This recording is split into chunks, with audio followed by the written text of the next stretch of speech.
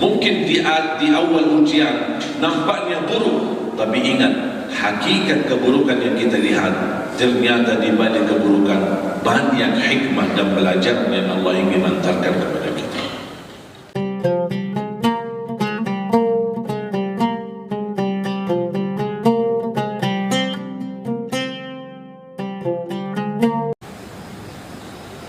Makanya orang yang percaya takdir, apapun ujian yang dia hadapi, menjadi takdir itu ringan bagi dia, bukan berat, ringan.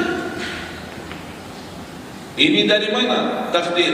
Ini dari mana musibah? Dari Allah. Percayalah, Allah Maha Kasih Sayang, Allah Rahman, Allah Rahim, Allah Maha Adil, Allah Maha Baik. Dan mungkin datang satu ujian dari Allah untuk menyusahkan kita. Allah tidak suka menyusahkan hamba, Allah tidak suka membebani hamba. Tapi begitulah proses ujiannya, untuk meningkatkan derajat kita dan mengampuni dosa-dosa kita. Percaya.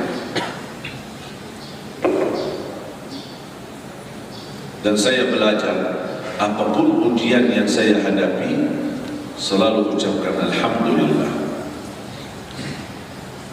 Kadang-kadang saya dengar dari pengumuman masjid,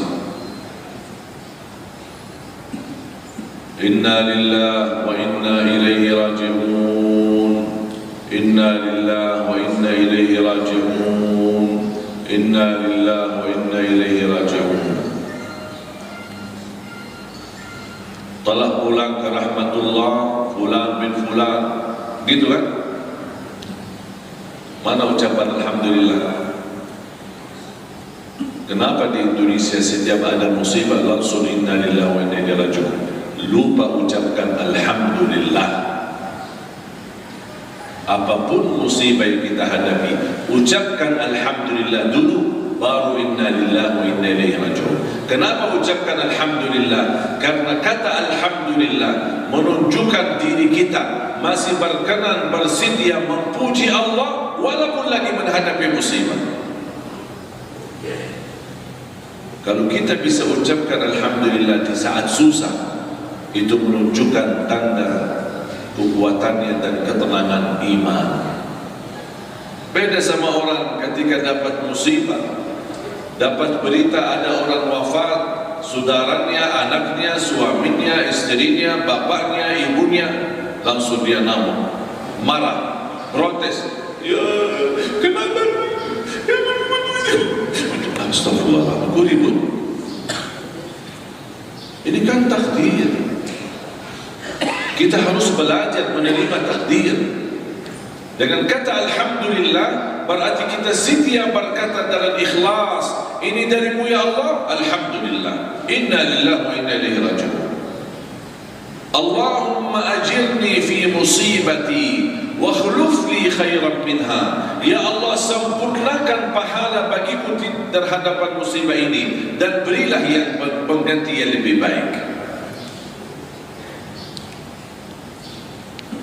Menjadi kebiasaan.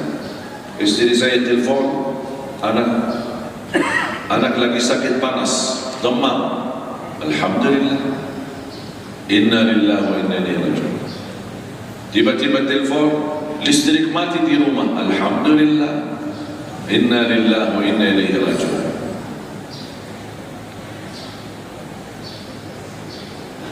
Adik saya bawa mobil, bocor banyak, harus dia telepon, tak bawa uang, ini bocor banyak. Alhamdulillah, Inna lillahi wa inna ilaihi raji'un. Terus saya,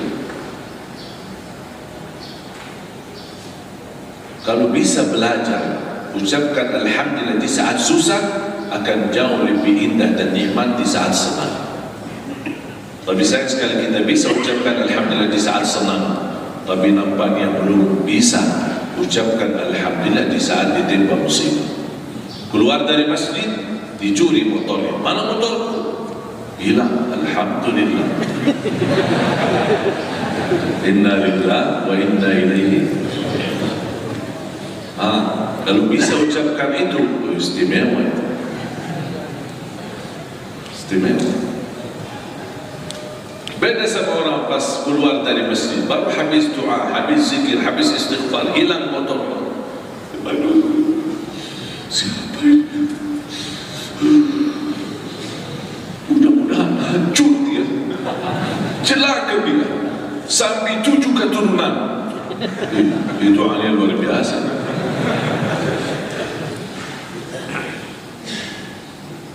Pernah satu kejadian, nanti Bapak Ibu kalau berkenan lihat ceritanya di YouTube, berita. Sekarang mungkin sudah 5 tahun. Waktu kehilangan mobil saya. Pernah nggak dengar? Ya, bukan di YouTube ada hilang mobil Innova. Karena di Sun ada CCTV. Habis salat subuh saya keluar, hilang mobilnya. Saya tak nyangka curi. Nanti Bapak Ibu kalau berkenan buka di channel YouTube kami, channel Cari Jabir. Nanti kalau sudah buka YouTube, mohon sekalian subscribe. Pas saya keluar, mobil tak ada. Saya berbaik sangka, tak nyangka mobilnya dicuri. Mungkin adik saya atau supir yayasan atau apa, dan petugas dari dalam kantor yayasan dia datang, dia bilang, saya lihat di layar TV, kan ada kamera CCTV, mobilnya dicuri. Sampai saya lihat di kamera di layar, tukang satpam penjaga ada di depan mobil tapi tidur. Sampai ada 4 orang datang, bongkar mobilnya, hidupkan mesinnya, bawa lari, tapi satpam tidak bergerak. Tidurnya luar biasa, khusyuk.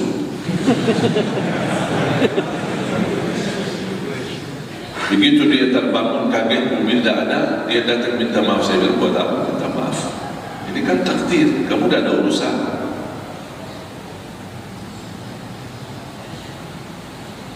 Beda ketika kita marah, pasti apa yang terucap sebabnya marah, banyak yang membawa kata-kata yang tidak baik. Ya, kamu ketiduran, tak faham, sampai mobilnya hilang, aku dipecat, pulang, tak usah kerja di sini. Itu kan namanya marah. Makanya kalau lagi marah, jangan ambil keputusan. Tunda keputusan nanti kalau sudah tenang. Di saat marah, jangan ambil keputusan, pasti bakal nyesal nanti. Saya sudah meyakinkan mobil itu sudah dicuri. Alhamdulillah. Inna lillahi wa inna ilaihi raji'un. Allahumma ajirni fi musibati wa khuluf li khairan minha. Ya Allah, sempurnakan pahala di hadapan musibah yang saya hadapi dan ganti yang lebih baik. Sampai saya berdoa sambil melihat 4 orang curi. Ya Allah, kalau yang mencuri mobil saya ternyata sedang susah, lagi galau, punya masalah keluarga, dan dia sangat-sangat membutuhkan. Ya Allah, jadikan mobil saya ikhlas, bermanfaat bagi dia dan keluarganya. Tapi ya Allah, seandainya maling ini dia tidak butuh mobil itu dan tidak dalam keadaan susah, tapi dia maling istiqomah. Ya Allah, jadikan pencurian ini yang terakhir dan bukakanlah pintu taubat dan ampunilah dosa. Itu doa saya. Beberapa hari kemudian saya dapat menerima telepon dari Metro Jaya, disampaikan ditahan, ditangkap orangnya. Dan sesuai laporan polisi, pencuri ini 4 orang dan mereka cukup banyak, hampir 10 orang, dan berhasil mencuri lebih dari 35 mobil. Ternyata maling istiqomah. Begitu selesai, saya berhadapan, ditanya sama polisi, mobilnya kemana? Kamu tahu ini kamu bisa Al-Jabir? Mobilnya di mana? Saya jual, Pak. Terus uangnya? saya sedekahin. Kenapa kamu sedekahin? Begitu saya lihat di berita itu mobil Syarif Jabir, saya tidak enak, malu saya pakai, karena saya sedekahin. Subhanallah, Malik tapi saleh. Alhamdulillah, inna lillahi wa inna ilaihi raji'un. Itu yang saya ucapkan salah. Tapi sebelum saya mendapatkan berita ditangkap orangnya dan ditemukan mobilnya, di dalam menunggu proses, subhanallah, saya mendapatkan pengganti. Yang hilang mobil Innova, tapi saya dapat 2 mobil diganti, BRV, Honda BRV sama Honda CRV. Subhanallah, 2 mewah lagi. Mari kita sama-sama tingkatkan kualitas iman dan yakini kita hidup.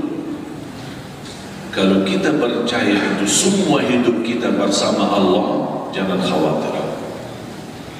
Walaupun anda menghadapi kesulitan dan kesusahan, yakini ujian datang dari Allah, dan Allah tidak mungkin membuat hamba menderita.